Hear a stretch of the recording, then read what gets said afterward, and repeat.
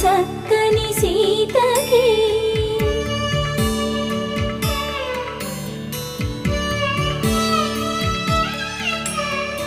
ఎర్ర జాబిలి చేయి రాముడేడని అడుగుతుంటే